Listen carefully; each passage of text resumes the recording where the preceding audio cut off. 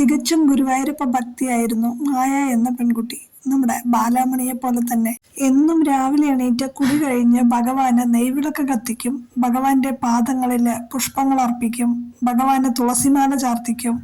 അച്ഛനും അമ്മയും അനിയത്തിയും അടങ്ങുന്നതാണ് മായയുടെ കുടുംബം. എന്നും രാവിലെ കുളി കഴിഞ്ഞ് ഭഗവാന് വിളക്ക് കത്തിച്ചതിന് ശേഷം മാത്രമേ അവൾ ഓരോ കാര്യങ്ങളും തുടങ്ങാറുള്ളൂ.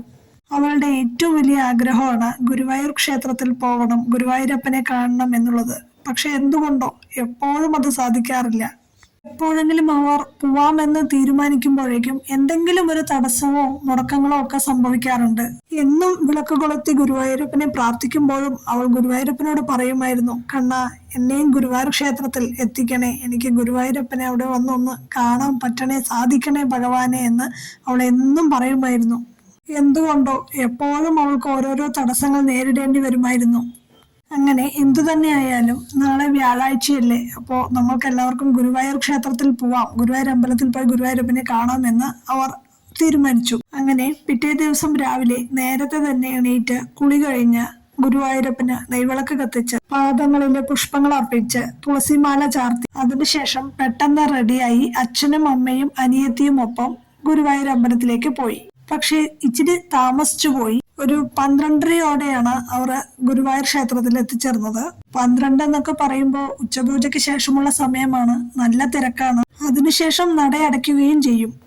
ആ 12:30 സമയത്ത് നോക്കുമ്പോൾ ജനസാഗരം ഇങ്ങനെ നിൽക്കുകയാണ്. എങ്ങനെ തൊഴുതും എങ്ങനെ ഭഗവാനെ കാണും എന്ന് മായയും കുടുംബവും ഇങ്ങനെ ശങ്കിച്ചു നിൽക്കുമ്പോൾ അവരെല്ലാവരും കൂടി ആ ക്യൂവിന്റെ പിന്നാലെയുള്ള വശത്തുകൂടി ഇങ്ങനെ മാറി മാറി നിൽക്കാൻ പോവുകയാണ്. അങ്ങനെ നടന്ന് അവർ തെക്കേ നടയുടെ അവസാനം ചെന്നപ്പോഴേക്കും ആ ക്യൂവിന്റെ ഒരു അറ്റത്ത് ദേവസ്വം ബോർഡിന്റെ ഒരു ജീവനക്കാരൻ ക്ലോസ്ഡ് എന്നുള്ള ബോർഡും പിടിച്ച് അവിടെ നിൽക്കുകയാണ്. ഇത് കണ്ടിട്ട് മായയുടെ അച്ഛനും അമ്മയും പറയുകയാണ്, ഇന്ന് ഏതായാലും നമ്മൾക്ക് ഭഗവാനെ തൊഴാൻ സാധിക്കും തോന്നണില്ല, നമ്മൾക്ക് ഏതായാലും അന്നദാനം കഴിച്ചിട്ട് പോവാൻ നോക്കാം. ഇത് കേട്ടതും മായയ്ക്ക് ആകെ വിഷമമായി. കാരണം ഇന്ന് വൈകിട്ടാവുമ്പോഴേക്കും വീട്ടിലെത്തിച്ചേരേണ്ടതായ ഒരു അത്യാവശ്യമുണ്ട്. അതിനാൽ വൈകിട്ട് വരെ നിൽക്കാനുള്ള ഒരു സമയമില്ല താനും. ഭഗവാനെ കാണാൻ ആഗ്രഹിച്ച് വരാൻ സാധിച്ചപ്പോൾ അത് ഭയങ്കര സന്തോഷമായിരുന്നു. പക്ഷെ വന്നപ്പോൾ അത് ഇങ്ങനെ ആയിപ്പോയല്ലോ എന്റെ കണ്ണ. ഇനിയിപ്പോ എന്താ ചെയ്യ, അച്ഛനും അമ്മയും അന്നദാനമെങ്കിലും കഴിച്ചിട്ട് പോവാം എന്ന് പറഞ്ഞു നിൽക്കുകയാണ്. മായ എന്തായാലും അവിടെ നിന്ന് അനങ്ങിയില്ല. അവളുടെ കണ്ണ് നിറഞ്ഞൊഴുകുകയാണ്. അവൾ അവിടെ നിന്നുകൊണ്ട് തന്നെ പ്രാർത്ഥിക്കുകയാണ്, എന്റെ കണ്ണ, എന്നെ കാണാനൊന്നും ഭഗവാൻ ഇഷ്ടമില്ലേ, ഞാൻ അതിനുള്ളിലേക്ക് വരണത് ഭഗവാൻ ഇഷ്ടമല്ലേ, എന്നെ കാണണ്ടാന്നാണോ എന്നെല്ലാം പറഞ്ഞ് അവൾ അവിടെ തന്നെ നിന്നു. ക്ലോസ്ഡ് എന്ന് പറഞ്ഞിട്ടുള്ള ബോർഡ് വെച്ചതിന് പിന്നാലെ തന്നെ അവൾ അതിയായ സങ്കടത്തോടെ, ഒരുപാട് വേദനയോടെ, എന്നാലോ കണ്ണനെ കാണാനുള്ള ഒരു ആഗ്രഹത്തോടെ അവൾ അവിടെ തന്നെ നിന്നു. അപ്പോ അവിടെയുള്ള ആ കാവൽക്കാരൻ പറയാണ്, മോളെ, ഇനി ഇവിടെ നിന്നിട്ട് ഒരു കാര്യമില്ല, ഭഗവാനെ തൊഴാൻ സാധിക്കുന്ന തോന്നുന്നില്ല, കാരണം അതുപോലെ തിരക്കാണ്, അതുകൊണ്ട് തിരിച്ചു പോയിക്കൊള്ളൂ എന്ന് ആ കാവൽക്കാരൻ അവരോട് പറഞ്ഞു. അപ്പോഴും അവൾ അവിടെ നിന്നുകൊണ്ട് തന്നെ കണ്ണനോട് ഓരോന്ന് പറയുകയാണ്. കണ്ണ, ഇന്നെന്താ എന്നോട് പിണക്കമാണോ, എനിക്കെന്ത് ദർശനം തരില്ലേ ഭഗവാനെ? മനസ്സിലാണെങ്കിൽ ഭഗവാനെ കാണണം എന്നുള്ള ഒരു അതിയായ ആഗ്രഹം, എന്നാലോ നല്ല ജനത്തിരക്കും. എന്നാലും അവൾ അവിടെ നിന്ന് അനങ്ങിയതേയില്ല. അപ്പൊ ഈ കാവൽക്കാരൻ ഇങ്ങനെ തിരിഞ്ഞു നോക്കുന്നുണ്ട്.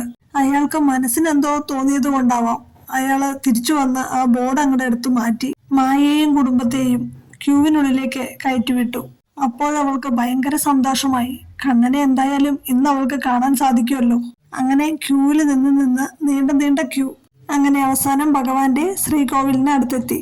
ഭഗവാനെ കൺകുളിർക്കെ കണ്ട് പ്രാർത്ഥിച്ചു. അപ്പൊ കണ്ടോ, മനസ്സിൽ ആഗ്രഹിച്ച് ഭഗവാനെ കാണണം എന്ന് അതിയായി ആഗ്രഹിച്ച് അങ്ങനെ ഇരുന്നിട്ട് കയറാൻ സാധിക്കില്ല എന്ന് വിചാരിച്ചിട്ട്, ഇന്ന് ഭഗവാനെ കാണാൻ സാധിക്കില്ല എന്ന് വിചാരിച്ചിട്ട് നിൽക്കുന്ന സമയത്ത് കാവൽക്കാരൻ കയറ്റിവിടുകയും അതിനുശേഷം ക്യൂവിൽ നിന്നിട്ട് ഭഗവാനെ തൊഴാനുള്ളൊരു ഭാഗ്യം അവർക്ക് ഭഗവാൻ സാധിച്ചു കൊടുക്കുകയുമാണ് ചെയ്തത്.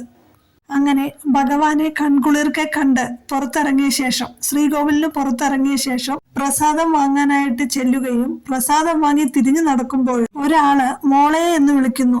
തിരിഞ്ഞു നോക്കുമ്പോ ആ പ്രസാദം കൊടുക്കുന്ന തിരുമേനി മോളെ എന്ന് വിളിക്കുകയാണ്. അപ്പൊ ഇവൾക്കൊരു ശങ്ക, തന്നെയാണോ വിളിക്കുന്നത്? അപ്പൊ ആ തിരുമേനി കൈകൊണ്ട് കാണിക്കുകയാണ്, മോളെ തന്നെയാണോ വിളിക്കുന്നത്, ഇങ്ങ് വരാൻ പറഞ്ഞു. അപ്പോൾ അവൾ അടുത്ത് ചെന്നപ്പോഴേക്ക് ആ തിരുമേനി പട്ടിനകത്ത് വലിയൊരു മാല എടുത്തു കൊടുക്കുകയാണ്. തെച്ചിപ്പൂവും തുളസിയും എല്ലാം കൂടി ചേർത്ത് കെട്ടിയ ഒരു വലിയൊരു മാല കൊടുത്തിട്ട് പറയുകയാണ്, ദാ അപ്പുറത്ത് ആ ഹനുമാൻ സ്വാമിയുടെയൊക്കെ ഫോട്ടോ വെച്ചിട്ടില്ലേ, അതിനപ്പുറത്ത് രാധാകൃഷ്ണന്റെ ഫോട്ടോ വെച്ചിട്ടുണ്ട്, അതിൽ ചാർത്തിക്കോളു മോളെ എന്നും പറഞ്ഞ് ആ മാല അവളുടെ കയ്യിൽ കൊടുക്കുകയാണ്.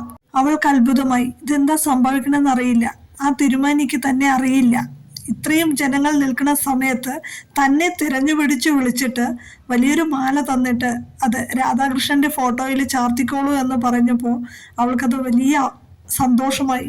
അവൾ അങ്ങനെ സന്തോഷത്തോടെ തെച്ചിയും തുളസിയും കൂടി ചേർത്ത് കെട്ടിയ ആ മാല രാധാകൃഷ്ണന്റെ ഫോട്ടോയിൽ ചാർത്തുകയാണ്.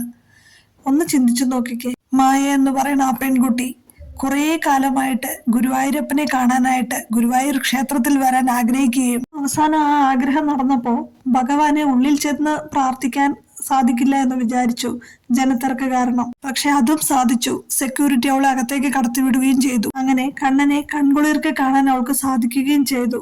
എന്നിട്ട് പുറത്തിറങ്ങിയപ്പോൾ അത്ര ജനങ്ങൾ നിൽക്കുമ്പോൾ ഒരു തിരുമേനി തന്നെ മാത്രം വിളിച്ച് ഒരു വലിയ മാല തന്നിട്ട് ഭഗവാന്റെ ഫോട്ടോയിൽ ചാർത്താനായിട്ട് ഏൽപ്പിക്കുകയും ചെയ്തു. ഇതിനർത്ഥം എന്താ?